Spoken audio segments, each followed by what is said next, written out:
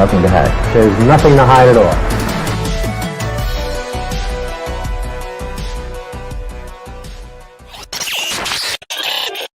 Tonight is going to be really special. This is a Somewhere in the Skies that we're actually calling Somewhere in the Medieval Skies. Now, we won't only be talking medieval. We're going to be talking a bunch of other things with my very special guest tonight, and that is the one and only Micah Hanks. How you doing, buddy?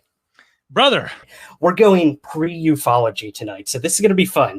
This is something I'm going to admit, man, I've never looked into. So you are going to be the conductor of this train tonight, for sure, but I will definitely chime in. I know our viewers on YouTube and Facebook will as well. I will try to get to as many questions or comments as I can. But before we even get to that, I do want to warn everyone, you may at 7 p.m. EST, you might hear a lot of cheering and clanking of pots and shouting.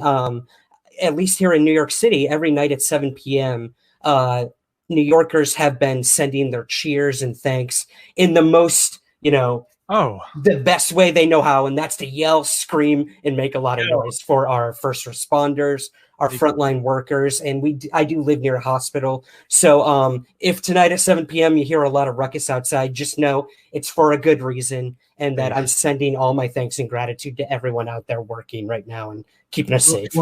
We'll join right in. We will. Once I hear it, you will know. Trust me, New Yorkers, they make themselves known when they want to.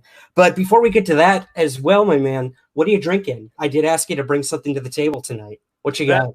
That is true. And if you know me, you know I get a grin again and again. Here I have, yes, straight from St. James Gate, Dublin, if I can speak here.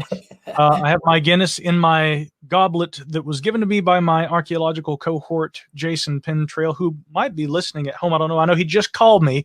So if you are out there listening, Jason, that's why I missed your call. And brother, I'll call you back later. I've got my Guinness in the glass that he gave me. And yes, and I believe you have a ceremonial beverage of some sort. Yeah. So I'm going local tonight. I've got Original Sin Black Widow cider. It's delicious, man. It's got a black raspberry taste to it. Very light, very refreshing. So, hey, I wish I could be having a Guinness right now. That silky smooth, dark. The only thing better than having a Guinness would be if we could have a Guinness together, Ryan. And I think so fondly of when you and I and our friends up in Canada, of course, Paul Kimball and Holly Stevens, and then folks from here stateside, Greg Bishop and Walter Bosley, a bunch of us were up there together. Tim Banal, just having a fantastic time with, by the way, the late, great Stanton Friedman. He made an appearance that weekend. Yeah. So the last time you and I actually got to imbibe together, it was in the presence of greatness, quite literally. And do you remember Stanton gave his first speech for the last time that night? That's right. The first lecture he ever gave in front of a public audience, he gave to the people of Nova Scotia, which was, it blows my mind that we were able to see that and experience that. And, unfortunately, not long after is when we lost him. So to have that opportunity and to hear what started him on this path, it's a memory I will hold dearly, I think. It's probably till my own dying days. So. Yeah. Oh, by the way, let's see. Bacon Cheddar Bomb there in the chat has said I'm more of a Modelo Negra guy. Well, I too, let me tell you, I enjoy the Modelo Negra. That's also, I think it's just dark beer. If I'm going to drink a beer, it's going to be a dark beer. Yeah. And that's definitely a good one as well. On the subject of Stanton, that's maybe kind of an interesting place to begin, because the beginning here at the end, there's Stanton giving his first lecture on UFOs, close to the end of his life. And, even though no one, saw per se that Stanton was that close to, the great trip, the great ufological trip into the ever after, we sensed it. I think you would agree, Ryan. We sensed it. He had announced his retirement, and, he was beginning to, slow down. The pace wasn't as quick as it had once been. And yet the incredible thing was the knowledge. He could still give those lectures, and he could still, get up there and speak even if slower. I mean, as well, I think, as he ever did. Yeah. And, I think Stanton really kind of brought to public attention at a time when the UFO phenomena was a very nebulous kind of a thing. What is this? Are we looking at Russia? Are we looking at another world power? Who else could it be if not Russia? But I mean, is this secret U.S. technology? The Air Force is investigating it. That much we know. Okay, great. In that era, again, the UFO investigators were largely, I mean, you had Donald Keyhoe, you had, Edwards, of course, behind the flying saucers. You had, many writers, Gray Barker, people like that. But Stanton becomes this, the first guy as a civilian researcher, but as a scientist and a nuclear physicist at that, who starts doing the lecture circuits at the colleges. And he starts bringing to broader public awareness, guys, ufology is something that seems to be far different from, weather balloons and, secret planes and things, and the Blue Book boys and what they're studying. And I think we can kind of credit Stanton for bringing into the modern dialogue, the UFO phenomenon as we know it today. I think he was instrumental in shifting and shaping the way that the public perceives that. And even though he was a scientist, of course, becoming a historical archivist, spending a lot of times at the National Archives looking for a paper trail that gives us an idea of not only if there is a phenomenon, if there's a reality behind it, but what role government has played in that and whether or not certain information has been withheld from the public. So again, really, I can't think of another researcher who in their lifetime did quite as much as Stanton Friedman did in that regard. And what I take away from all that is the way that the very meticulous at times, it has to be, but the chronicling of the history of the phenomenon is essential to understanding it and being able to see the big picture, so to speak. So I have to thank Stanton, here at the outset of this conversation we're having, for really laying a lot of that groundwork and kind of driving home for me how important history is in relation to the study of this topic. Absolutely. And I mean, if anything, we take from what Stanton taught us, and we can either look forward or look backward. And what I am finding most unique about this research that you're doing currently within the UFO field is going back as far as recorded history, basically, which is amazing. And it kind of came to light to me with a recent sighting this past February of I guess we could call it a symbol, or if you want to get religious, a crucifix of such seen in the sky. And this actually propels us much further back. So could you tell us a little about how this current event kind of influenced your research in now moving backwards when it comes to not just UFOs, but aerial phenomena in general? Right. I'm glad you said that right there. Aerial phenomena in general. What is important to understand? I think that there are a lot of misconceptions about this. Now, it's almost difficult to phrase it. I'm going to do my best here. When we talk about UFOs, generally we have an idea of what we mean. We mean a spaceship, a flying saucer, or something along those lines. The thing about UFOs that is so perplexing and so difficult to reconcile with is the fact that a leading theory has been since the dawn of the modern UFO era, which, again, I don't think anyone would dispute that this begins in the summer of 1947, with Kenneth Arnold, also with the famous Roswell incident. Even if you prescribe to the idea that that was just, a mogul operation that at the time the Air Force couldn't come clean with, and they had to say weather balloon, and then we find out many years later, of course, having read the government documents on this Roswell case closed, and seen both the approach by the hopeful ufologists, the once hopeful ufologists, guys like Kevin Randall, who then years later they kind of have to say, after studying Roswell for so long, I don't see as much. They're a note, of course, right behind me here. Yep. Got my copies of the Roswell Daily Record. If I had to guess, I'm not really so much of course, actually, you being one who has done a lot of work with Roswell in modern times with your television program, but I kind of treat the Roswell subject as one of these landmark cases, but one that it's probably not going to be the smoking gun that we once hoped it would be, because after all of this exhaustive research, whether or not there's a phenomenon represented by it, we are left with the reality that it has not convinced many of the doubters, and it hasn't offered us that the final reality. Right? It's an interesting case in that regard, especially historically speaking. But when we go further back, again, we look at Roswell and we look at the evolution of, disc landed, on Roswell Ranch. The next day, actually, it was a weather balloon. Years later, the government, changes the story again. We're looking at a project that, for national security reasons, couldn't be talked about at that time. When we go further back, what's interesting about what I call pre-ufology, pre-1947, is, first of all, we don't have terms like flying saucer, disc, or the later, UFO, which, as you had pointed out, they interviewed you on camera, of course, for Seth Breedlove and Shannon LeGros's fantastic On the Trail of UFOs. And you'd said, again, that term UFO comes from the government. That comes from Edward Ruppelt, who's trying to institute a more ambiguous term for the wide array of things that are being seen. And going back further in time, what has to be remembered about the study of UFOs, especially from antiquity up until the modern period, is that people have, again, since time immemorial, it has been part of the human experience to see things in the sky and to project onto them human attitudes and to search for and assign agency to them. That all occurred prior to modern ufology.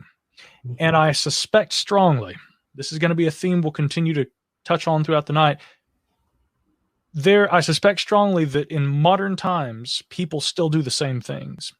And that essentially, when people see things in the sky that they cannot explain, whatever that may be, celestial phenomenon, an aircraft at a distance, an experimental technology, an actual flying saucer, a spaceship from, who knows where, Zeta 2 Reticuli. I strongly suspect that when people see something in the sky they cannot explain, we still go through this reckoning process of trying to interpret it. What have I seen? What could that be? Did it appear to interact with me? Did it try to communicate? And, how did this reshape my thoughts about existence? These are all very, existential questions. And so a lot of the modern nuts and bolts UFO researchers kind of look at this and they're like, this is not ufology. What are we talking about here? This is like psychology. And on my program this week, the Micah Hanks program, I was joined by an interesting guest, Ryan, who you might want to talk with at some point too. Really interesting guy. Retired professor David Halperin. And he is the author of a new book called Intimate Alien, The Hidden Story of the UFO. Right. Now, yes. Halperin's contention is he actually doesn't believe in the UFO phenomena as a physical, tangible phenomena. He calls it a modern myth, but he says that being a myth makes it no less real. Now, let's be clear. I differ from dear Dr. Halperin on that point. I do think that there is a very good case to be made, and that there is enough evidence in support of the idea that physical, tangible objects do represent many UFO sightings, and that's maybe the biggest takeaway from the big post-2017 New York Times ATIP, UFO culture bomb that occurred. Right. In addition to, talking with Lou Elizondo, who I've only had limited interactions with, but he's a wonderful guy, and also seeing the way that there's been this sort of, again, to borrow Halperin's term, a renaissance, similar to a renaissance. UFOs are big again. They're popular. This is something that many people are interested in. Well, yeah, that's really culturally significant. But for, I think, us in the UFO community, we see these 3 pieces of video footage utilizing the Raytheon's targeting pod, the Atflir. And we appear to have something on camera, vague and fuzzy though that is behaving unlike any technology we know, and yet which appears to represent a technology. So again, I'm in that, yes, I think UFOs are a real, tangible phenomena in many instances. Mm-hmm. I don't know, and this is going to sound really weird too, Ryan, as we're about to dive into the antiquity stuff. I don't know if people saw flying saucers in ancient times. But the point I want to try and drive home tonight as we're talking about this is that I think that to understand UFOs, you have to understand the levels of interpretation that humans apply to them. And that is not something that is modern. That is not a modern phenomenon. People seeing things they can't identify and then interpreting and projecting onto it. And as we're going to see, people did that in the ancient past. Now, okay, you touched on something. You'd mentioned this cross from February 2020. I'll give you a quick recap here. That this was reported by the Star Online just in February. A mysterious cross has been captured, appearing above the Holy Land in Israel in what some have called a sign from the heavens. The image by an uploader known only as the Rabbi, rather appropriate name, and sent into YouTube conspiracy theorist Mr. BB333, shows what seems like a dark cross in the clouds with the number 7 next to it. Now, in the video, what you're seeing are clouds. All right, they're clouds. Yeah. It's not a cross-shaped object. It is not an actual cross suspended in the sky. It is purely clouds. And I think most of us have been outside, laying on a blanket, looking up at the sky on a pretty day, and you see things in the clouds. What do you see? I see a rabbit. What do you see? I see a puppy dog, Yeah. But what was that called again, Micah? Pareidolia? Pareidolia. There we go. That is just the faculty of the mind to essentially assign significance to, or to see images in random constructs where no actual image exists. Well, how appropriate, of course, over the Holy Land. People look up and they see a cross. Now, granted, there was a undeniably cross-shaped cloud, but is that a cross? Is that a symbol? Is it a sign? Or is it just a cloud? Now, this is really interesting to me, especially in the context of looking at UFOs in antiquity, because throughout ancient times, you will find report after report of clouds or crosses or stars or other objects that resemble a cross hovering in the sky, or sometimes just a curious apparition that is like a luminous cross hovering over a city like Constantinople. Throughout time, there have been so many instances where a religious symbol appears in the sky hovering over a battlefield or a cultural site or a city during a siege like Constantinople. And I have to reference the incredible work, and this is a book I'm sure that you're probably familiar with as well as many of our listeners, Wonders in the Sky, that Jacques Vallée and Chris Aubeck co-authored a few years ago. Right. That book, some have criticized it because some feel that, well, a lot of these obviously religious, symbols and signs and things, these are not UFOs. Why are these in this book? Others have said, if these guys are trying to prove that aliens were here in a long time ago, they're doing a very poor job, And yet I would say to people, I noticed you put up on social media earlier, somebody asked what kinds of things should I read in preparation for this, and you put a copy of Vallée's Passport to Magonia. Anyone who is familiar with Vallée's reinterpretation of the state of ufology with that book will know that he, at that point, was becoming kind of dissatisfied with the extraterrestrial approach to studying UFOs. And although he does not come out and say it is something else and here is what it is, he never offers explicitly another interpretation. But what he does say in that book is essentially, guys, anybody else seeing the curious similarity between fairy folklore and the traditions associated with the Fae going back throughout history and many of the modern UFO contact experiences? Is that to say that they are one and the same? Maybe not, but one cannot deny the similarities. And that's what Vallée was trying to point out. Here again, one interpretation of that may be that whatever stimuli is actually there or not, the human interpretation of the phenomena causes us to assign an agency to it. And I think that that's true whether or not we are looking at a cloud that's shaped like a cross, or we're looking at an actual flying saucer and we don't know where it's from or who's in that craft, but we have ideas. It must be this or that. So Vallée, I think, and Aubeck, what they're trying to do is they're trying to point out, look, the similar nature of that human experience of seeing something wholly miraculous or unexplained, and the significance that we assign to it, that is not something that began with UFO research. It's something that has been with us since ancient times.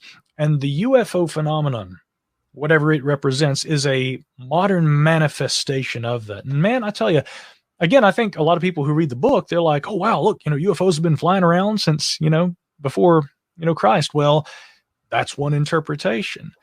I think, though, that Vallée is trying to inspire people to look a little deeper and say, again, there's something here about the human experience. So now, coming back to this cross, again, this occurred in 2020, man. This isn't 850 BC. Right. But I make a comparison between this case and actually a similar one that occurred on May 7th in the year 351 AD. I'm going way back, and we might as well take it all the way back. Now, and take that TARDIS, man. Let's jump in the TARDIS, ladies and gentlemen, back in time. Now, this is, I believe this example was touched on by Vallée and Albeck in their book, but they cite a different version of the source. But the report, nonetheless, comes from Salminius Hermias Zosimenus in his Ecclesiastical History. Now, again, we're going to a religious text and an account of something that occurred on May 7th in the year 351, looking for UFOs. This is going to be a wild ride. What occurred was the appearance of a cross in the sky. It wasn't just on that date, in fact. It stayed in the sky for many nights, and they say remained in the sky, and people were able to see it. But the account that Zosimenus gives us is, at the time, and I quote, that Cyril administered the Church of Jerusalem after Maximus, the sign of the cross appeared in the heavens. It shone brilliantly, not with divergent rays like a comet, but with the concentration of a great deal of light, apparently dense and yet transparent. Now, again, he is apparently not a first-hand observer. He actually collects this from other observers. Note, we have a guy who is giving a history of an account of something strange seen in the sky, and he's collecting eyewitness accounts from people. Very similar to the way that modern ufology is conducted. Isn't that interesting? Yeah, very. The account continues. He goes on to say its length was about 15 stadia, and that's significant. We'll come back to that in a moment. Its length was about 15 stadia from Calvary to the Mount of Olives, and its breadth was in proportion to its length. So extraordinary a phenomenon excited universal terror. Men, women, and children left their houses, the marketplace, or their respective employments, and ran to the church where they sang hymns to Christ together and voluntarily confessed their belief in God. The intelligence disturbed in no little measure our entire dominions, and this happened rapidly, for, as the custom was, there were travelers from every part of the world, so to speak, who were dwelling at Jerusalem for prayer or to visit its places of interest. These were spectators of the sign and divulged the facts to their friends at home. So, again, there are some interesting clues that Zosimenus gives us in this account, including, for instance, he tells us that the emperor was made acquainted with the occurrence partly by numerous reports concerning it, which were then current, and partly by a letter from Cyril the bishop. It was said that this prodigy, and that's an important term, we're going to come back to that in a moment also, that this prodigy was a fulfillment of an ancient prophecy contained in the Holy Scriptures. It was the means of the conversion of many pagans and Jews to Christianity. Now, we cannot be 100% certain what this object was, but what is kind of novel is the way that people use landmarks to orient where this thing appeared in the sky, and we have the date. And with modern star tracking technologies, astronomical programs rather, like Starry Night Pro, for instance, that's a great one, although it's a little costly, but anybody can purchase it. There's also I think there's a free version of it, and then there's also like a student version. But with programs like this, what we can do is we can plug in the date, give the location, we can actually see if there would be a bright celestial object that would have appeared at that time. Then there's also, I think, Gary Cronk, I believe, is the author of the cometology series, where he has gone through history and he has noted where, famous instances of the appearances of comets occur as well. There's actually a lot we can do. Many would say, well, we'll never know what that was. Yeah. To the contrary, there are a lot of things that can be done to help us understand what exactly we might have been seeing. But I want to kind of go into this because this is, again, this very well may have been a celestial object. Who knows what it was? But to say that we'll never know, that's where I think the historical UFO researcher kind of goes, well, maybe not. Let's look at some of the clues. This is where it gets fun. Let's see what we can actually discern about this, all right? Now, we can see that the object appears to have been only a nighttime occurrence. That much seems pretty evident. Zaljuman compares it to other known celestial phenomena from that time, primarily that were only visible at night. For instance, he notes, and I quote him here, "It shone brilliantly, not with divergent rays like a comet," so he compares it to a comet, "but with the concentration of a great deal of light, apparently dense and yet transparent." I mean, that's a great, description that he gives us. Visual, yeah. But I was really interested by the fact that he noted that the length of the cross was about 15 stadia from Calvary to the Mount of Olives, and its breadth was in proportion to its length. Now, from this description, of course, this gives us a pretty good idea of how much space in the sky the so-called arms of the cross actually occupied. And, the idea of one of the problems, I guess, that we have here is he mentions the Mount of Olives. We're pretty sure where that is. Calvary, of course, if we're referring to the Bible and, religious texts, there is some dispute about where Calvary would have been, i.e. Golgotha, essentially the location of Christ's crucifixion. But what's really interesting is, historically speaking, we know exactly what he was talking about. And the reason why, Ryan, is because Helena, the mother of Constantine the Great, had actually, just 26 years prior to when this occurred, she had designated the site known as the Church of the Holy Sepulchre as the location of the crucifixion. It's still there today. Okay, so we know the actual monument that Zoshuman was referring to when he describes Calvary. So I went on Google Maps, and I'm like, okay, cool. Well, we know exactly between this location and that location how much of the sky was occupied by this, and that's a fair amount. But we also have to take into consideration, where would one have been standing when they're observing? I would presume probably that they would have been in, town center, okay, which I think I've got it plotted out to being from Jerusalem town center. It's about 1.17 miles due northeast as the crow flies to the Church of the Holy Sepulchre, or Calvary. So I'm able to guesstimate that he's probably over there from, somewhere in the main town center from Jerusalem looking east. He would have to be able to observe these two locations. So now we know what region of the sky it's occupying too, because he's looking east. Some additional details I've got in my notes here. Further distant to the east and slightly south beyond is the Mount of Olives, at a distance of 1.98 miles from Jerusalem proper, according to Google Maps. From the perspective of an observer, again in Jerusalem looking east, that distance across the horizon between the two locations we're talking about would appear to be roughly 557 meters, or 1,827 feet. So whatever this object in the sky is that they were seeing at night was occupying quite a large region of the sky. Mm-hmm.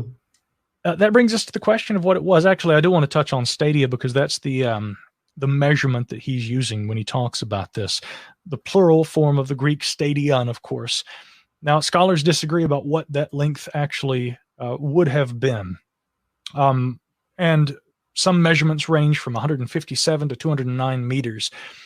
But what's really interesting, and what I found, is that we know the exact distance between the Calvary he referenced and the Mount of Olives.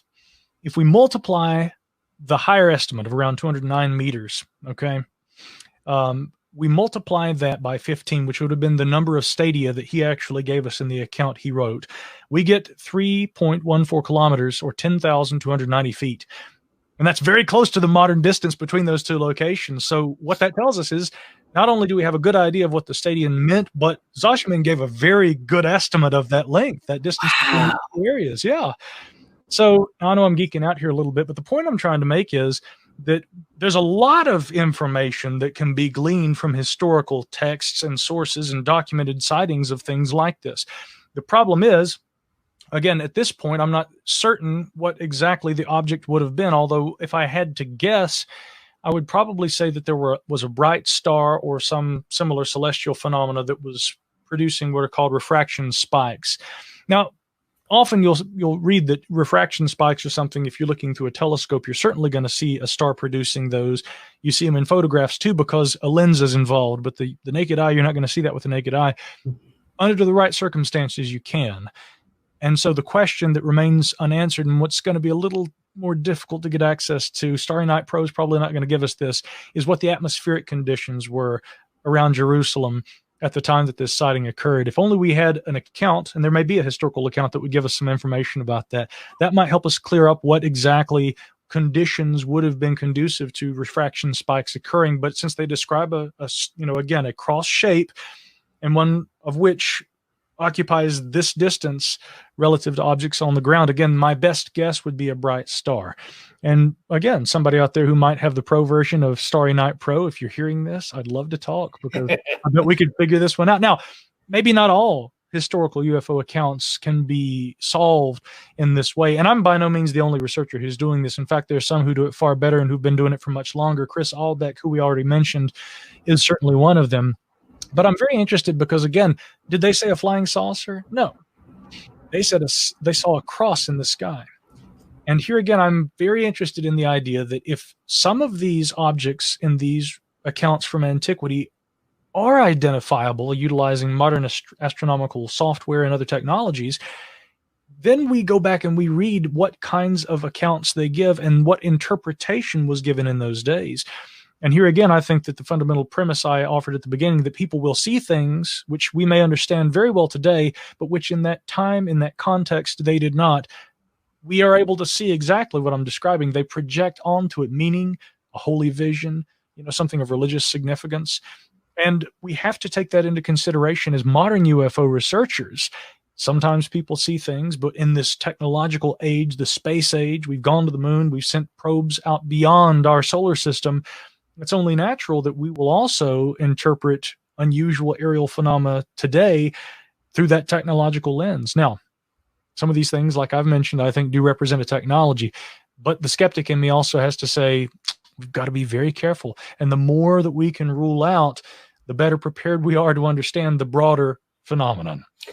Absolutely. I couldn't agree with you more. The fact that we alone can even begin to guess size, distance, possibly even atmospheric conditions, that's astounding that we're able to do that, and that people like you and Chris are looking into these things. Now, here's something I want to bring to you on the skeptic side of Micah Hanks. Okay. And again, this is just a story, so we have to take that for what it's worth. But I was doing a little digging before we got on here, and I found this really interesting story from 1211 AD. And it was brought to us by an English chronicler of historical events. And I just want to read this to you quick, if you don't mind, Micah. Yeah, please. Okay. Quote, "There happened in the borough of Cleora one Sunday while the people were at mass a marvel. In this town is a church dedicated to St. Kinnerus.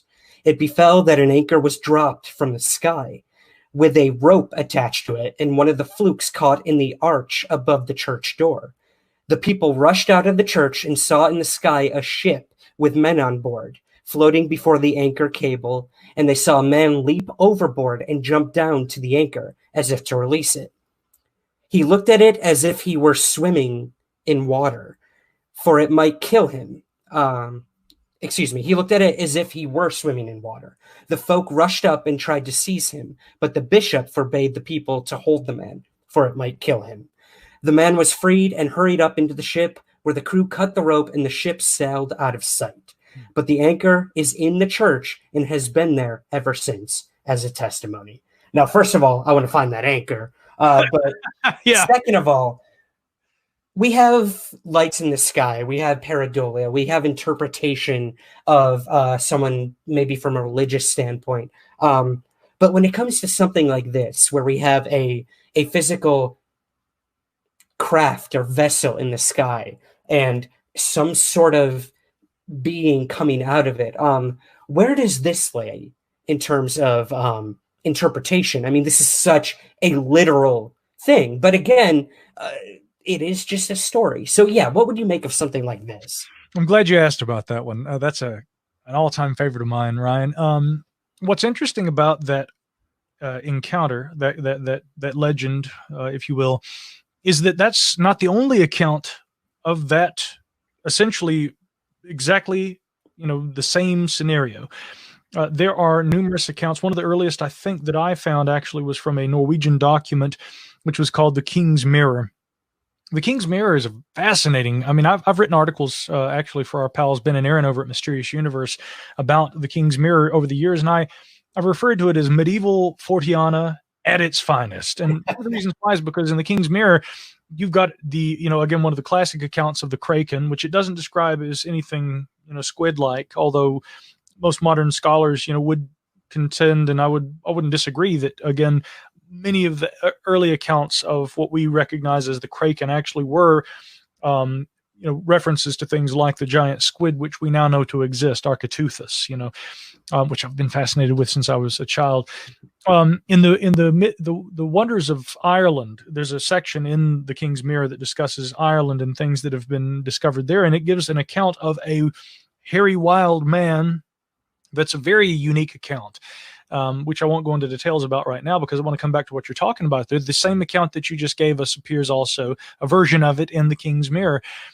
And there are other versions of it that appear elsewhere too. And when I went to Leeds a number of years ago and actually gave a lecture there at an exopolitics conference where I talked about that case and some of the similar traditions of not only ships sailing through the sky, but also this broader idea of, storm wizards.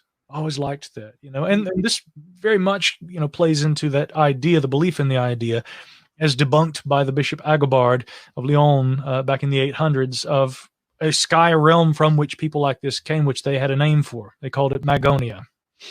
And there you go. These accounts of the ship sailing through the sky are interesting to me, but the fact that story is retold in so many different ancient texts suggests to me that it quite obviously didn't probably happen.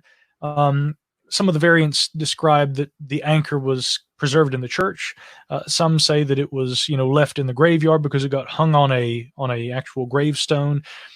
Some of the versions tell that the people rushed out and tried to grab the man and hold him, but either a bishop or a priest or whomever, the holy man in the version of the story may be given the narrative in question, he will stop them and tell them, let him go, and then he is able to escape so that he can go back up to his ship, because presumably he can't breathe air when he's off of his ship. I mean, again, there are all these very colorful interpretations. What's also interesting, though, about that legend is their conception of people who pass through the sky. But what are they in? They're not in some sort of a marvelous technological contrivance. They're in a ship. They're in a sailing ship.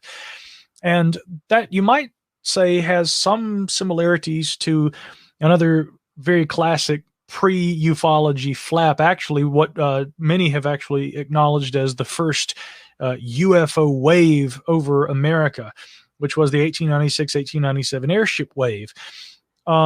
Lauren Gross, highly underrated UFO historical researcher, who has he actually self-published a number of chronologies of UFO events that occurred up through about the time of Betty and Barney Hill.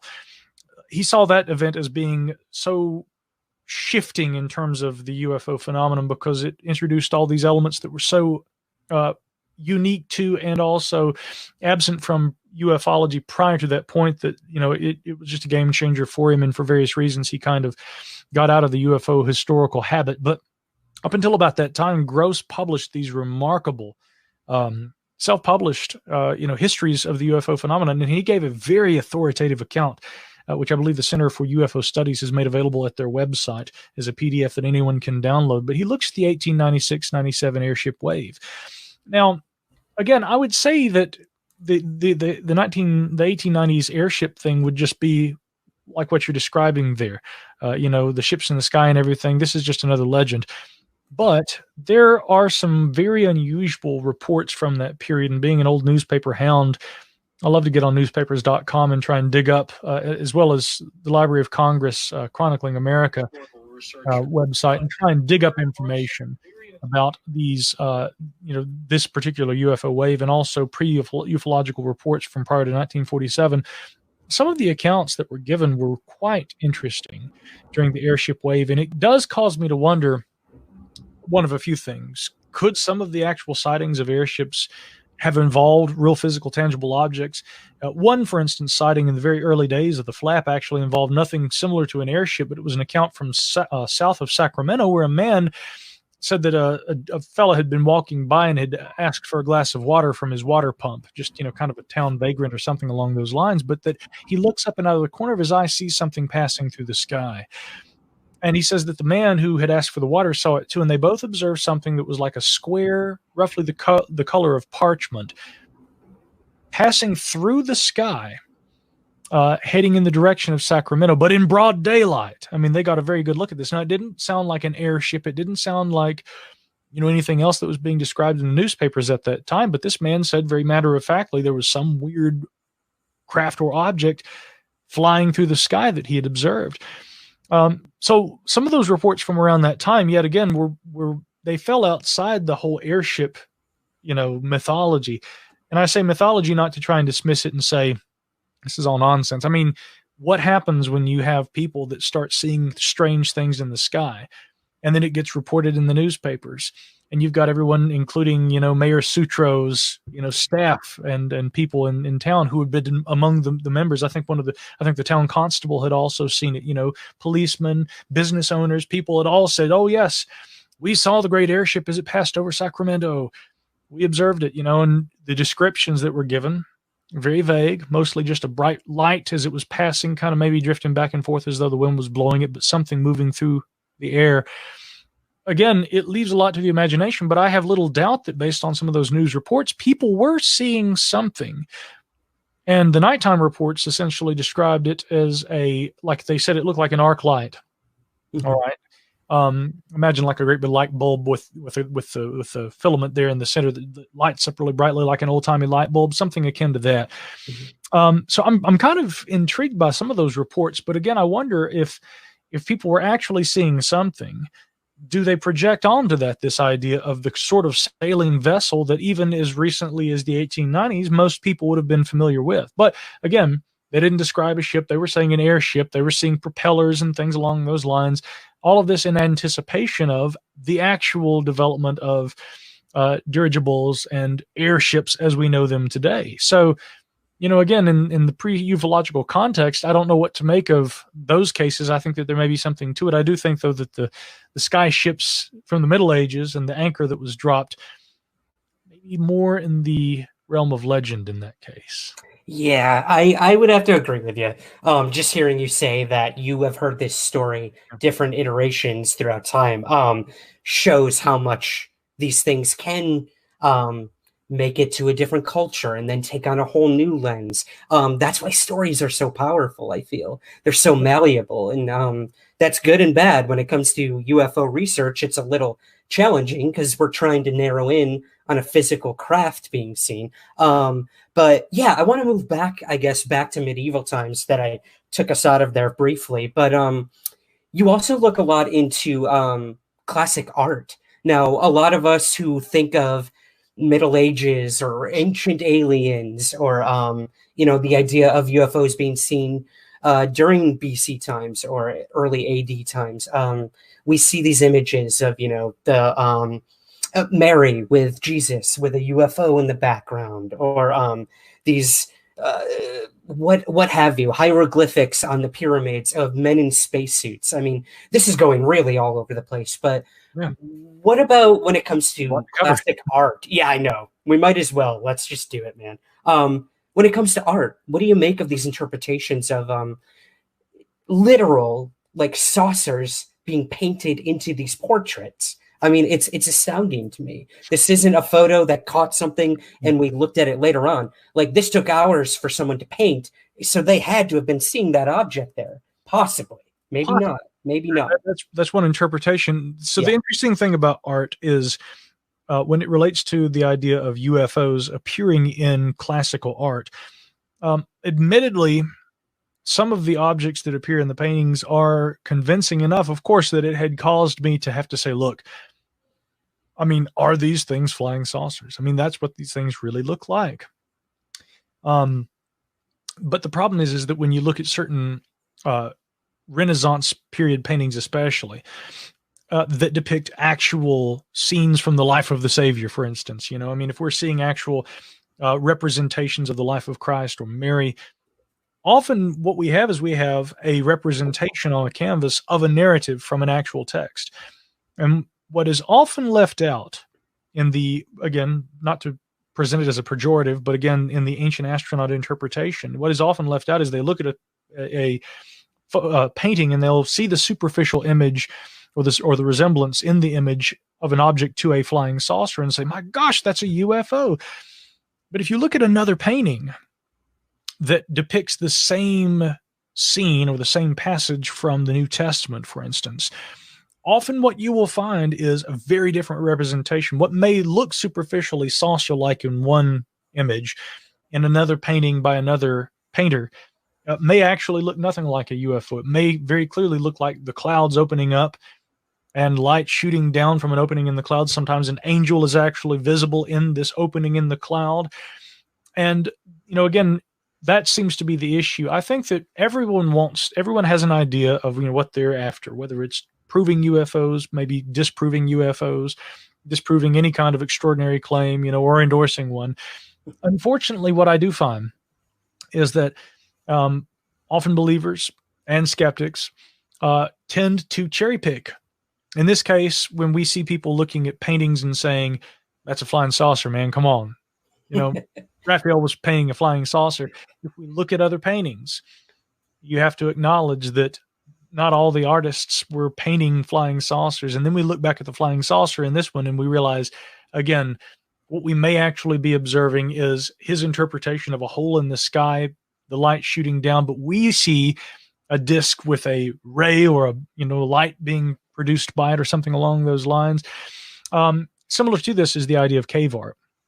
My love for archaeology, and in a lot of, for instance, I think Tassili Cave, and is it Algeria, I believe, where it's seen. We see this very interesting, many different representations there and elsewhere of what we could only call men in spacesuits. What men appear to have globes of some kind, almost like a fishbowl around their head. This reminds us of some sort of helmet, some sort of uniform, or some sort of a spacesuit perhaps. And the problem is, when we really look at that art, when we really look at that cave art, we have to kind of ask ourselves, as detailed as this cave art is it really detailed enough that we can with certainty say that is a guy in a space suit? Furthermore, how certain are we that aliens are going to show up wearing space suits that look like what our astronauts would wear when they went to the moon in the 1960s? Ask yourself this. In the modern reports and accounts of abductions or contacts, it's not to say that they don't ever occur, but how often do you hear about aliens wearing retro-looking, spacesuits like, Apollo-era NASA stuff? Right. Quite evidently, when the books about ancient astronauts began to really become popular in the 60s and 70s, what had been happening with the U.S. space program at that time? What kind of spacesuits were being worn, You have to realize that is an element of this. And again, it's not to disparage the idea that there could have been visitation to Earth in ancient times, because despite all of my skepticism, Ryan, I spoke to an arch skeptic physicist at one of the regional universities here. Actually, he's an astronomer, who I don't think he would mind me naming him either. Dr. Daniel Caton. He used to write a very skeptically inclined column for the Charlotte Observer. I remember in a radio interview that we did years ago, Dr. Caton, who is very down on the idea of, UFOs in the modern context, said, if Earth has ever been visited, I think it happened a long time ago. And I'm like, what? He says, well, but if you think about it, the Earth, in the billions of years that this planet has existed, humans, remember Neil deGrasse Tyson saying, humans have been here. You see the tip of my pinky? Not even that long. Well, in all of that time before we got here, and in all of that time that civilizations could have come and gone and utilized technology that could help them traverse the stars, the likelihood, actually, if we're speaking in terms of probability, would be that in that period before us coming along, that would have been the period that there's so much more time for Earth to have been visited. And in likelihood, that's actually when Earth would have been visited, rather than when we're here right now. So again, we start to see that there's this sort of anthropocentrism. Well, if UFOs are coming to Earth, if Earth, if spacefarers would have come here, it's got to be while we're here, right? Not necessarily. Again, if a civilization billions of years ago existed, and then a supernova destroys their planet and all memory of them is lost from the universe, what's to say that they didn't rise to a position, to a point of technological sophistication that brought them to a place like here at some point long ago? So again, there are some skeptics who would actually contend that if Earth has been visited, it actually would have occurred a long time ago, which, it's a fair point. But one more point that I'd like to raise in relation to ancient art about this. Again, I'd mentioned the discussion with David Halperin recently, which on the Micah Hanks program, my podcast, that is this week's episode. And so you can listen to the entire thing there for free. But he had a colleague bring to his attention the fact that what is known as, this is a piece of art, I believe it's called the pre-Ionica mask from Kosovo.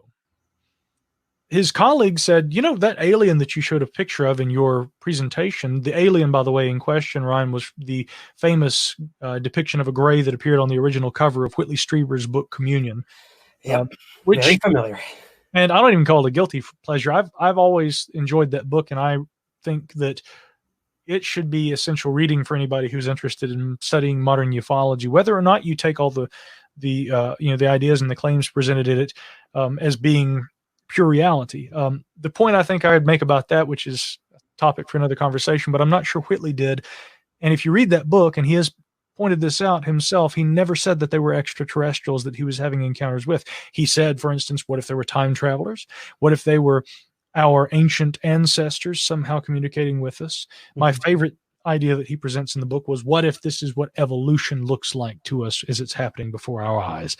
Incredibly forward thinking. I love that idea of aliens being either evolution or, let's be honest, a de-evolution of humanity. Are they time travelers coming back to see how we once were?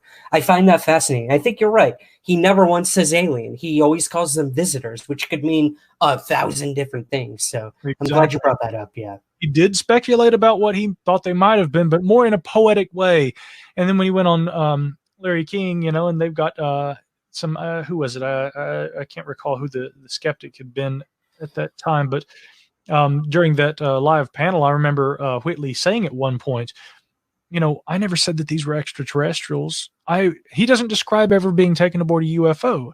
He does describe going into an environment, and he goes out into the woods. He describes some things that are somewhat UFO-like, but he doesn't describe, I saw the saucer hovering outside my window. Again, that is something that very much we could say the UFO community, eager to find an answer to all of these reports at that time, they may have projected their own desires onto Whitley's story. Now, coming back to the pre-Ionica mask from Kosovo, this is a very skeptically inclined researcher, or not a researcher even so much as a professor, probably of religious studies, and a colleague of Dr. Halperin, who again is a retired professor of religious studies from UNC Chapel Hill. And he says this pre-Ionica mask resembles the thing on the cover of that book remarkably. And again, what we have slightly slanted, ovoid wraparound eyes, slight peak at the top of the head, but essentially an egg-shaped head. And I looked at it, and talking with Dr. Halperin, I said, and that image in the mask that you see there is also remarkably similar to other artistic representations from all around the world since time immemorial. I mean, I've seen them in, from Mesopotamian art. I've seen them a lot in Mesoamerican art. And see, this is where my interest in archaeology comes over into this. I'm able to recognize, not that others can't, but I mean, I certainly see those similarities myself. And that brings some interesting questions to mind. Obviously, we could interpret that as being, well, these people knew what these things look like, and aliens have been visiting us since time immemorial. Maybe, I don't know. But what Dr. Halperin suggests is that whatever this experience is, it's not an outer or an upper, it's an inner experience, and that whatever this is something that we see from here. And I've always thought about, for instance, this brings us back to Tassili Cave and some of these, representations of strange beings and personages that appear in cave art and things. Some of them, very literally, Ryan, have mushrooms growing all over them. All right, I'm in. It couldn't be more spelled out for us right there. Yeah. These probably are gods or deities or images that people may have experienced when in altered states of consciousness. And I've always thought, if you were an extraterrestrial civilization, or let's say more importantly, if we as humans conceiving of an extraterrestrial civilization, we always think that they're going to have some sort of real high-tech walkie-talkie. You guys down there? what if their methods of contact don't involve dropping down in a flying saucer on the front lawn of the White House? What if their version of contact is direct to consciousness type contact? And again, take them for whatever they are. But I mean, I will raise the point that in many cases where people have described alleged contact with occupants of UFOs, there's one of two things that's usually present. Curiously, they are able to understand what the aliens say, and they take it as they were speaking English, or some observers say, actually, I don't recall ever seeing their mouths move. It was though they were, Barney Hill said this, Betty Hill said this, it's as though they were directing thought to me, and it was thought transference. Barney Hill, by the way, at the time that he used that to describe it, he wasn't familiar, as far as we know, with the term telepathy. And so, which I thought was very novel that he actually used such a interesting term, thought transference, to describe it. that might be better than telepathy in my opinion. Too far off, yeah. Yeah. I mean, again, and that's a fascinating case in itself. But again, the idea that the mind is some component with the idea of contact is already present in many alleged claims of contact already. And so I can't help but wonder, rather than spacemen in spacesuits on cave walls, we very well may be seeing aliens, but again, non-human intelligences that were contacted through other methods of contact, and those probably involved altered states, in my opinion. So again, I think that there are all kinds of mysteries in art from antiquity and even further back, but we've got to be really careful about saying they're for flying saucers, right? Really good point. I mean, I know some people in the chat brought up Alexander the Great seeing flying shields in the sky before battle, or the Hopi Indians also seeing something similar to flying shields in the sky as well. May I touch on that? Absolutely, please do. The motif of shields flying through the sky or falling from the sky, that is a common theme in many texts. But again, if you read, for instance, especially in the Old World, where on the day of the great battle, a shield fell from the sky. Yes, the shield would have a superficial appearance to a flying disc or saucer, but again, culturally, what that seems to represent is the idea of favor shown toward one side of the battle, than the other. Now, I raise that point to make the observation that in historical accounts, there are references to a number of things. For a portion of the day, we observed a great disk in the sky. The disk of the sun, especially in Egyptian texts, they refer to the disk of the sun. I strongly suspect that going, a good ways back, the ancient mind could conceive of the idea that the sun was a globe, but I mean, even today, superficially, it appears almost like a flattened disk. And so we have to be very careful when we think about flying discs in the modern sense of what that means versus when we read translations of ancient texts that were written in different languages, which in the translated form describe the disk of the sun or a disk in the sky or a shield in the sky or something along those lines. Those words and the interpretation of those things could and often did mean very different things to the ancient mind than they did today. However, as someone there in the chat had certainly pointed out, there are references to the idea of flying shields in some Hopi traditions, which again, I wouldn't begin to understand fully the cultural lens through which they are looking when they describe something like that. But I would nonetheless maintain that we've got to be very careful in projecting our own willful desire to find a flying saucer in, American Indian folklore. I mean, that may be what it is, but maybe that's not what it is. Again, there are also some fantastic writers, who have indigenous heritage. RD6 Killer Clark, who has written some very interesting books that provide cultural narratives on the UFO subject from a Native American perspective, which I would recommend for those who are interested in this subject to read. Some of the stories are they find an area between myth and folklore and reality that is it's a hard line to walk at times, but it makes for very interesting reading. She's a very interesting writer. Yeah, another one that comes to mind would be Clifford Mahudi from the Zuni tribe. I met with him recently to talk about petroglyphs that he'd found in Arizona, and just hearing the stories of the star people, the sky people. again, it comes down to culture and what's passed and what's interpreted. What we're talking about right now really brings me back to the work of Carl Jung as well. And you even said the word, anxiety or stress or anticipation. This idea that what we're seeing is either aspiration of what we want our technology to possibly become, or anxiety at the time. He argues that a lot of the UFO sightings post World War I, before World War II, these were anxieties we had of an other invading, or the possibility of an invasion in our skies, of literally bombs being dropped on us. So what do you make of this whole thing? The idea of stress, anxiety, the cultural mindset at that time, maybe even a collective consciousness of something, either a symbol or a harbinger of like death or doom. I mean, we're having mass UFO sightings right now like never before in the middle of a pandemic. Yeah. So what do you make of this idea, the stuff that Carl Jung talks about a lot? Well, no, Carl Jung, it's so funny that this came up because this is something that Halperin and I were talking about yesterday. And I've always been interested in Carl Jung. For instance, when in some of his essays on phenomenology, he described some of his patients who described dreams from which they woke up and saw, grotesque hobgoblins and kobolds standing around their bed. What does that sound like? Yeah.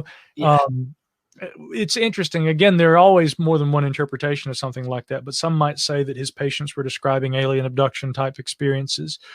We also might say he was identifying a variety of dream encounter that many people in modern times interpret as being an alien abduction experience. Whatever one makes of it, again, there's some fantastically rewarding reading in Carl Jung, even though he's often disparaged in modern times, Ryan. People these days often kind of write him off, and they think all of this, discussion of archetypes and things is nonsense. To the contrary, if you look at some of the psychological jargon that he actually is responsible for introducing into the, not just archetype, but again, I think that the concept of individuation, which is essentially sort of like a coming of, it's not quite a coming of age. Individuation often occurs later in life, but he, in describing that, also seemed to describe, even though he didn't use this term for it, he seemed to describe the midlife crisis that many men go through. So the point I'm making is that Jung was actually very ahead of his time, and even though a lot of people got really dismayed with the fact that toward the end of his life he starts writing at length about alchemy and, yes, flying saucers, I actually found him to be deeply insightful. I think he was a maverick. I think he was a genius. He wasn't right about everything, and at times he's been proven explicitly wrong, but I don't think that because you can prove that somebody's wrong, if one of my fingers is wrong, that doesn't mean that the whole hand's got to go, right? Which we hope not. But I mean, so the thing is that with Jung, toward the end of his life, he starts writing about flying saucers, and he produced an essay, which, yet again, I think this should be required reading for any serious ufologist. Flying Saucers, a Modern Myth of Things Seen in the Skies. There we go. Here it is. I came prepared, buddy. I may not know what the hell we're talking about, but I got the literature to prove I will. All over it. No, here's another one just to add it in there. Yes. Well, I've met Dominican a number of times over the years, and the last time he and I and his wonderful assistant, who is a dear friend of mine, Ramon Zercher of Switzerland, they're wonderful guys. Really quickly about von Daniken, he's kind of disparaging toward ufology. He says, the ufologists, they make this ancient astronauts look very bad. We cannot take the UFOs seriously. They are everything that they see in the sky is a UFO. We are looking at the archaeological record, and this is very real. So he's very, at times, dismissive of what he sees as being a bunch of hucksters and charlatans in the UFO community. Well, he's not entirely wrong, right? Yes. Then again, I just won't tell you what some of my friends in the archaeological community think of him. But I mean, I believe in talking to everybody and sitting down and getting to know what they think. And I love when I have that kind of experience with someone. Anyway, coming back to Jung, I just wanted to interject that since you showed von Daniken's book. Oh, yeah. But Jung wrote about UFOs as a modern myth of things seen in the sky. And yes, people get very offended by that idea of, what do you mean a myth? UFOs is a myth. But I mean, what he meant, and I think that this is the fundamental takeaway that one must glean from any reading of Jung, or for that matter, Joseph Campbell, is that myth is part of the human experience. And humans are all, I don't care who you are, we're all trying to find, ourselves. And we're all trying to understand what it really means to be alive. We may not go about our daily lives thinking about those things overtly all the time, but I mean, that's part of the human experience, to try and find a sense of meaning and belonging. Okay. And we could go back into ancient times and suggest strongly that politics and religion and all these sorts of tribal behaviors, some of them, I mean, they aren't all bad. I'm not saying it's bad to go to church on Sunday if you're a religious person, but I am saying that, again, religious observances, political attitudes, these are all, okay, behavioral aspects of what it means to be human that at times have been beneficial to us and our survival. I highly recommend the book, The Righteous Mind, by Jonathan Haidt. Has nothing to do with UFOs, but it will give you some really interesting insight into politics, religion, and yes, now apply that to believers versus skeptics.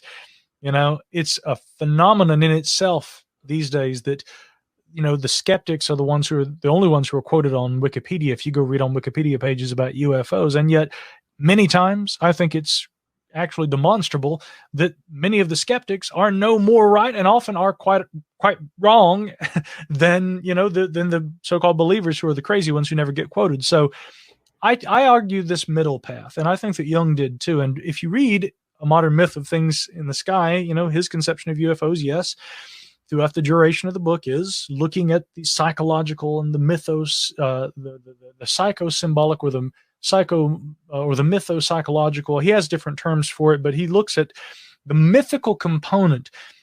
Okay, how human myth and how those ideas of archetypes, these recurring themes that seem to be something that the human mind possesses, which are evidence of past experience. If we were to define an archetype, essentially it is a recurring motif in human culture that is essentially a vestige of an earlier human experience. And those archetypal ideas are become often indelibly a part of our mythology.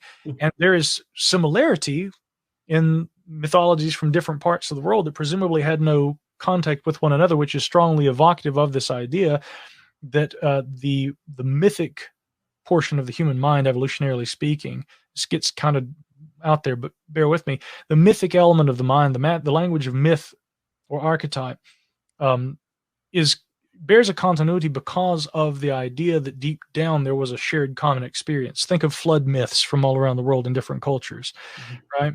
Even Native American legends describe those. I mean, think of, for instance, this is a weird one.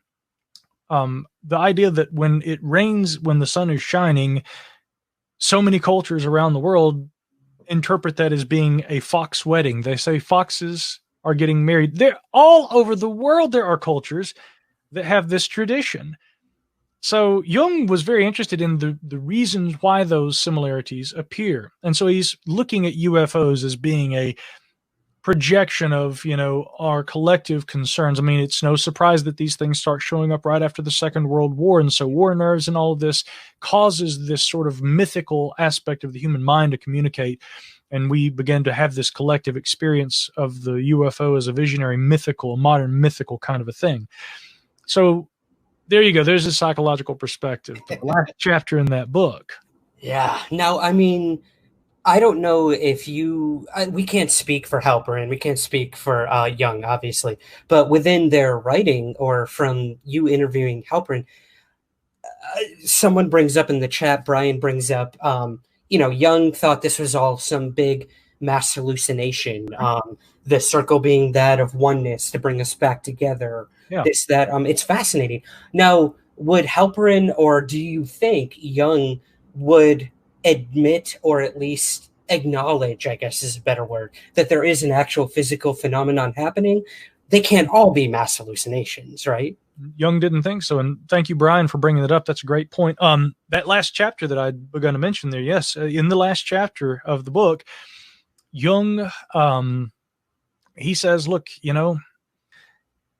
if these things are just purely psychological, I've never seen a psychological thought projection that can be detected on radar. And therefore, and here's the thing, Jung was something of an amateur ufologist himself. He says in the book, I've corresponded with Edward Ruppelt. I have corresponded with Donald Keyhoe. He was in touch with all of the leading researchers in this field at that time.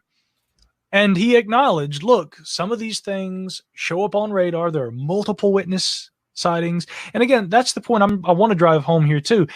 We have to look at the human faculty, because really everything we've been doing tonight, looking at the cases from antiquity, up to the present, and even I think in modern UFO sightings too, we have to look at that Jungian side of this. But I don't present that as a pet theory that explains all UFOs. And I'm very thankful that Jung, despite being the eminent psychologist of his time, and arguably the most influential of all time, even more so in my opinion than Freud, although some may dispute that, he also said, look, guys, we cannot deny some tangible reality to some of these sightings. And I absolutely agree with it. Now, Dr. Halperin does not, he said, as I spoke with him, and again, what a wonderful interview, wonderful guy to talk with. But I asked him, I said, now let's talk about something you mentioned in the book, Lonnie Zamora and Socorro. Dr. Halperin said, I still cannot reconcile with that one. That one, there were physical traces left at the landing site. If we actually, a deep reading of that case, I mean, there may have been other witnesses other than Lonnie Zamora. The skeptical interpretation, too, I've seen over the years. One had been that it was an experimental landing module that had been tested. But if that's the case, again, I don't see an identifiable propulsion system. The skeptical angle on the landing module would have been that it had actually been carried alongside a helicopter and that Lonnie just didn't see that it was on a helicopter. I'm like, come on. The other interpretation is that it was a candle balloon. In the words of one local scientist who had argued this, he said it was a candle balloon. Not sophisticated. That sure don't sound like what Lonnie Zamora saw to me. Okay. Yeah. I'd have to agree, man. Hynek took such interest in that case. Again, I think at times, and this is the only, being so skeptical myself, it's funny. I actually catch some ire from certain skeptics, but I'm friends with a lot of them too, including a shout out to my man, Eric Wojciechowski. He's a writer for Skeptic Magazine, and he and I have corresponded over the years, and I've had him on my show. I appreciate the skeptical interpretation as well as that of many believers. But when anybody starts claiming that they can explain 100% of the time something that there is so much varied debate about, as the case with UFOs, I immediately become skeptical of that skepticism. The feedback loop, man. I know. Yeah. Hey, well, okay. So let's talk about Let's move ahead, I guess, a little bit to more of the modern UFO era. Build upon what we just talked about in terms of interpretation and everything.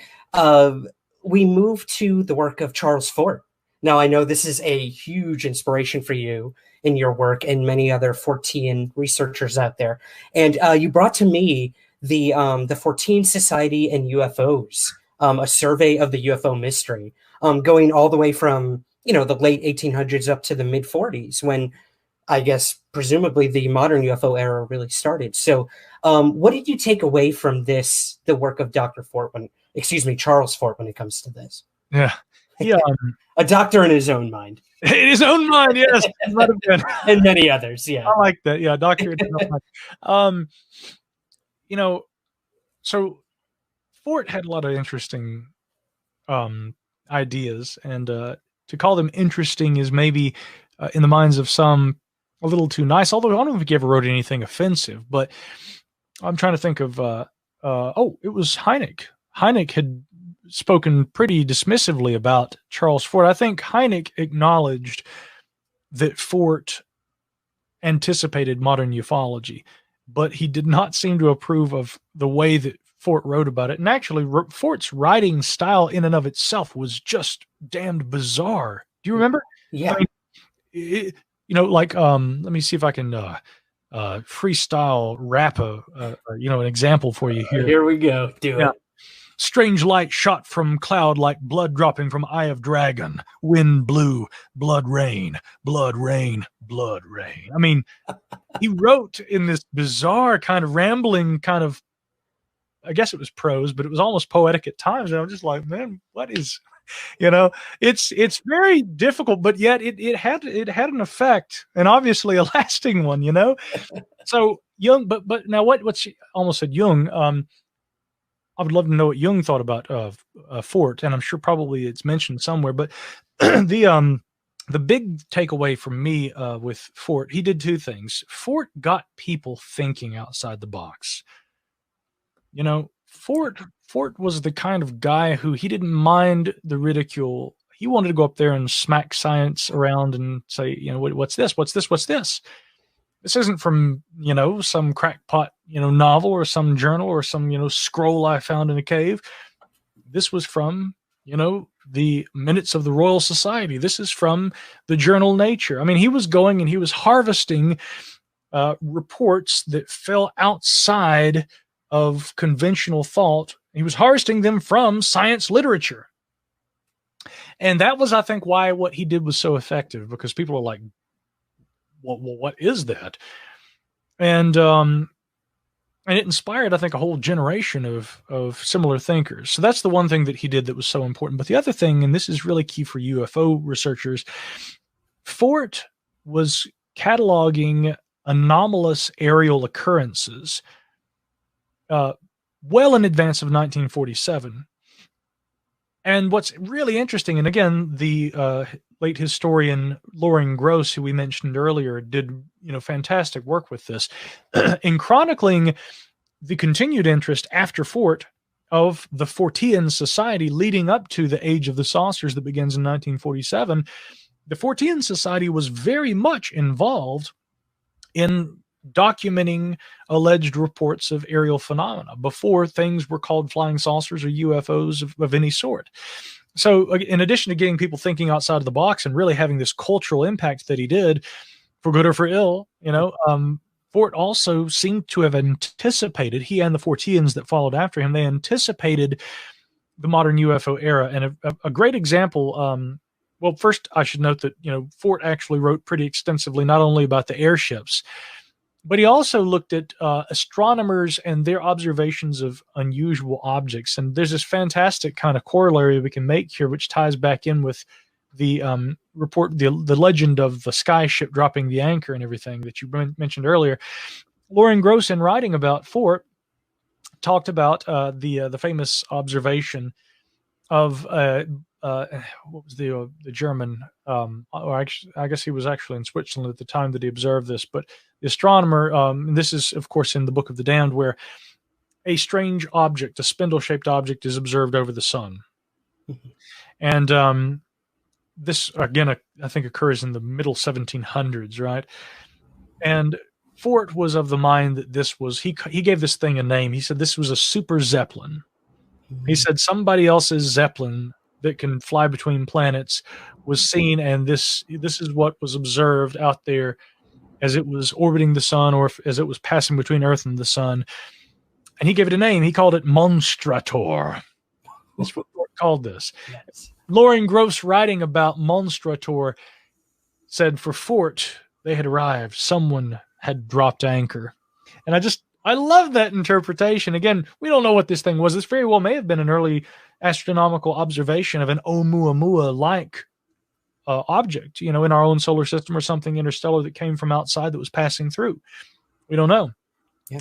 I doubt sincerely that if Oumuamua is an interstellar visitor, that it is really the first one, rather. It's certainly not the only one, because we've got this other comet, now a fragmentary comet that is split into two, but which is believed also to have been of interstellar origin. But the point I'm making is that our observation of interstellar objects passing through our solar system is limited by the technology that we are able to utilize in observing them. And prior to the existence of that technology, who's to say there weren't other Oumuamuas that came through?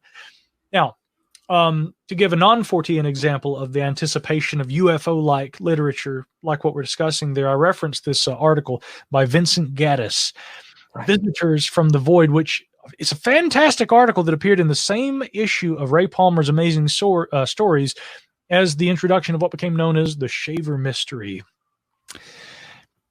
I'm sure a lot of people know. Yeah, at least my listeners are familiar. Yeah. Yeah, Richard Sharp Shaver's, you know, crazy ramblings about detrimental robots, or Deros, leftover. Deros, yep. Yeah, the insane robotic remnants of a lost civilization that was here on Earth. Love And it. Palmer tried to keep it at arm's distance, but Palmer definitely, Ray Palmer, the publisher of Amazing Stories, seemed to really think that in likelihood, this was all true. He thought Shaver has explained, and what's fascinating is that Palmer also had claimed that he was receiving reports. He wrote prior to 1947 that he'd been getting reports from servicemen and women who had been in the Pacific Theater or in the, who had been over, Europe during the Second World War. And he says, I think that Mr. Shaver will be vindicated here in the years to come.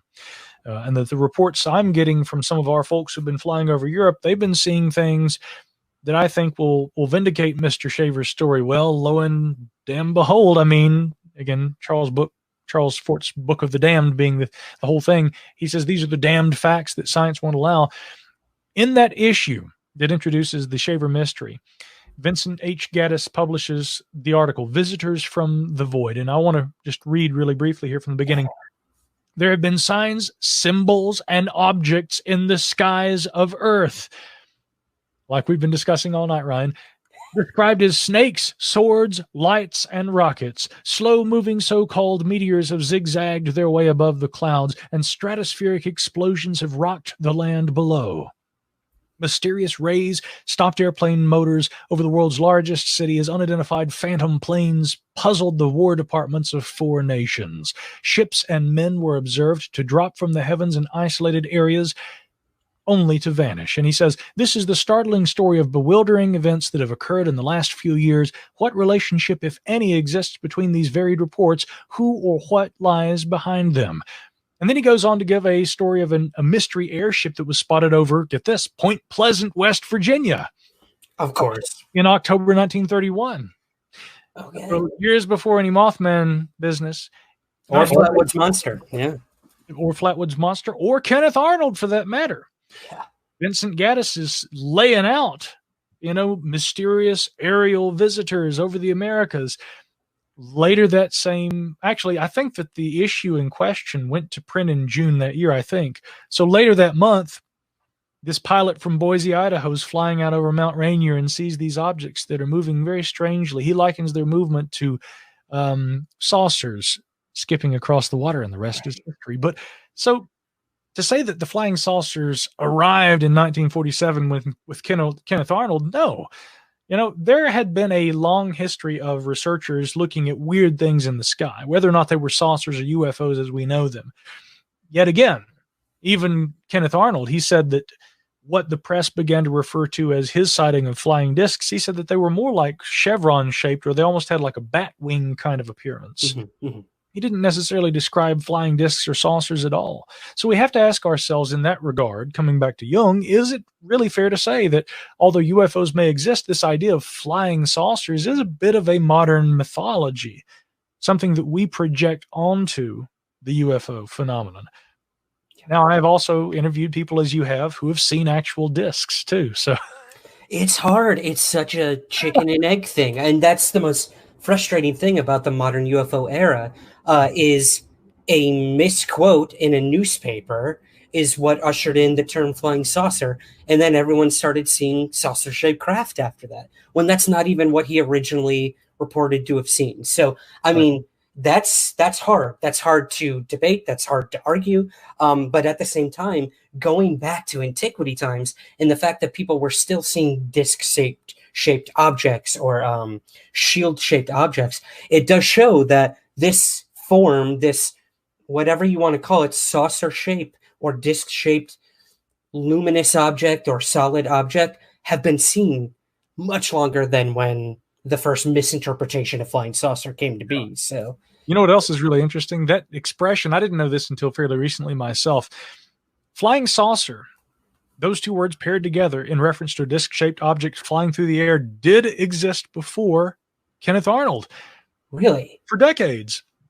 And it was actually, I learned this from Chris Albeck, who he and I have actually emailed over the years, but I've never really had a good chat with him. And I hope to. In fact, when I was in Portugal last December. He resides in Spain. I'd looked at the possibility of trying to get in touch with him and head over there, jump on a train if time allowed. It didn't. I had so much going on while I was traveling, but I would really like to get to know Chris better.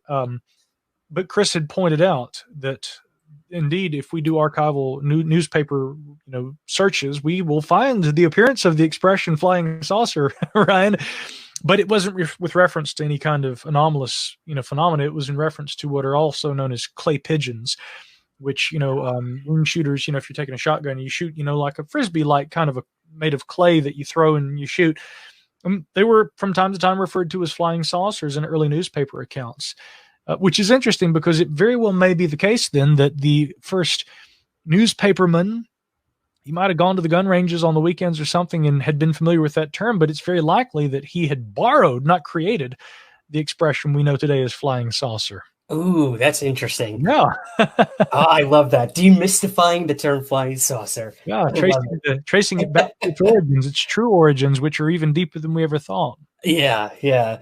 Wow, man. Well, this has been quite a journey. I'm not going to lie. We went all the way to, BC in this conversation up until the modern UFO era and what's happening today with UFO studies in, since the story broke in 2017. So kind of, I guess, bookending this, where do you think we stand today as, I guess, let's take the UFO community, zoom in a little bit.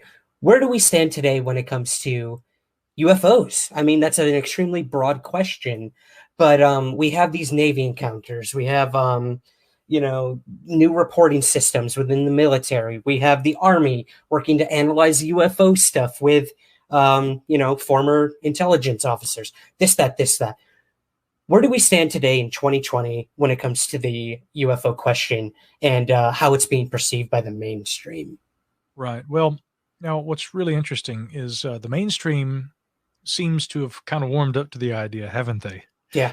I do have to thank somebody and acknowledge somebody who you got to meet and speak with recently, and I'd love to talk with her too, Leslie Kane.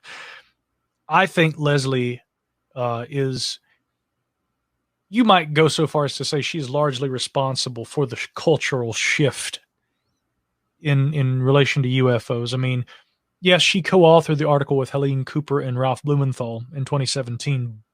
But again, a lot of people don't pay attention to the fact that she also, 1 month before that, she had also written a Huffington Post piece. I mean, the day after Lou Elizondo left his position at the Pentagon, after he resigns, Leslie goes to Seattle, Washington, I believe it was, and she met him and spoke with him and Chris Mellon. Chris Mellon, whom she already knew because she and Chris were on the board of the UFO Data Project together, and she had interviewed him in 2016 for the Huffington Post. Mm-hmm. Leslie, before all of that, of course, back in, 2010, authors this groundbreaking book, UFOs, generals, pilots, and government officials go on the record. And ladies and gents, I mean, in my opinion, there's no better book that summarizes the modern situation with UFOs than that one. So I would just want to say right here, for all to hear, Leslie is, I would love to talk to her at some point and you got to recently, I saw that and I was so excited that you got to spend time with her because, man, she is a trailblazer and really she spearheaded so much of this shift in cultural. It's not just the media is taking it seriously, Ryan. This is a shift in an entire cultural approach to an attitude toward this phenomenon. So thank you, Leslie Kane, first and foremost. Absolutely. She's just remarkable. To Leslie, yes, to Leslie indeed. And I hope she's doing great, up there in New York, all you guys up there with things. I checked in on her a couple weeks ago. Everything seems to be good. So she's not going anywhere. When this all blows over, I come up there again. You and me and she and old Peter Robbins, we're going back to the Euphoria Diner, and we're gonna have a breakfast everybody will remember. But absolutely. But as far as the current state of things, it's no big secret. Anyone who listens to my shows, you'll recall that, to my knowledge, I think the first interview that Brett Tingley, writer for The War Zone, gave after he began the series of articles on the mysterious Pais patents that the Navy has published, that appeared on my program. And the reason why is because Brett is a very good friend, and Brett and I spoke today on Skype, which is a real shame because he lives about an hour that way. He and I live right here in the same region. And although the other guy I'm about to mention lives across the Atlantic, he's about as close to me as Brett is. Both of those guys, and you, in fact, I call them brothers just like I would you, and that is Tim McMillan. Mm-hmm. There's a wonderful thread over on Above Top Secret right now. Where does this guy come from? Just comes out of the blue. This retired police officer. And I'm like, look, y'all want to know where Tim McMillan came from? Go back to the 2019 February episodes of my podcast, which was still called The Gralien Report at that time. Tim was on my show way back in February. We didn't talk hardly at all about UFOs because he wasn't involved in it at that time. If you want to know where Tim came from, I mean, he's been around for a while. He'd been emailing me since November of 2018.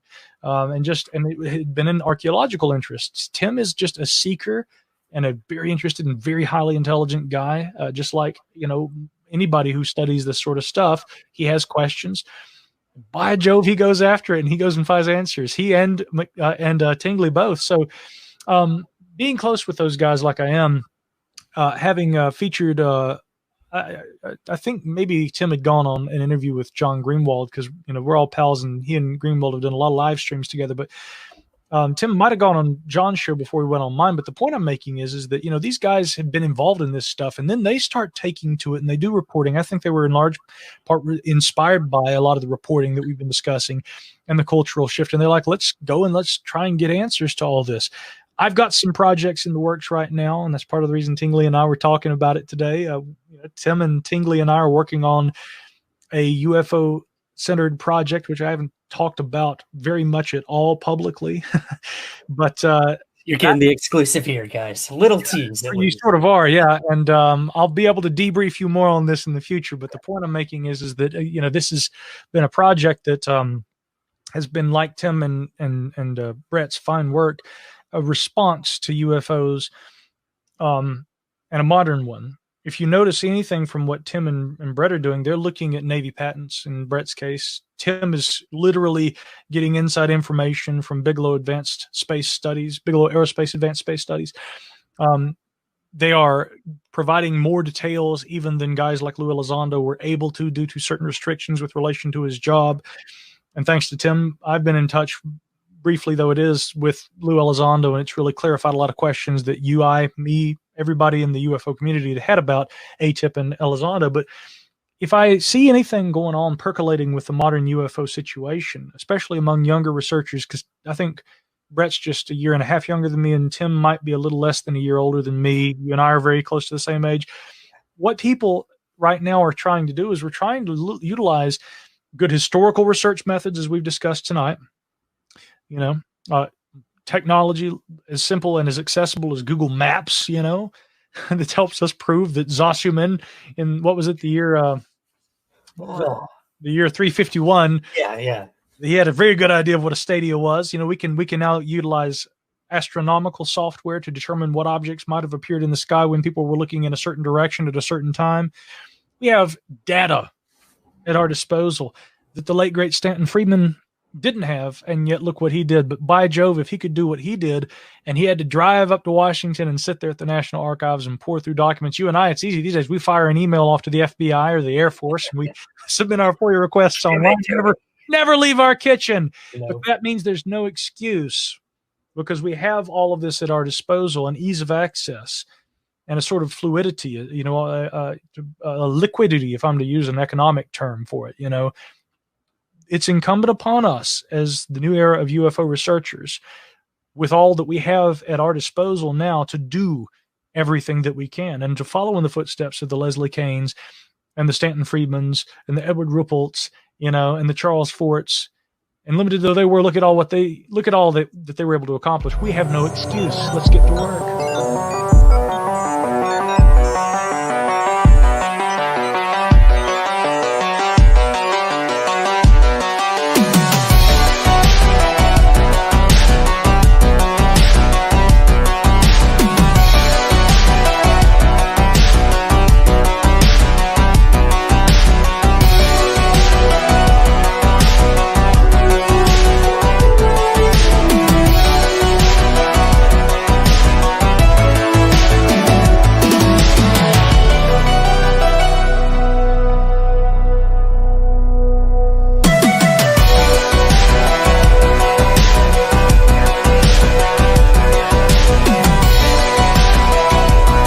There's nothing to hide. There's nothing to hide at all.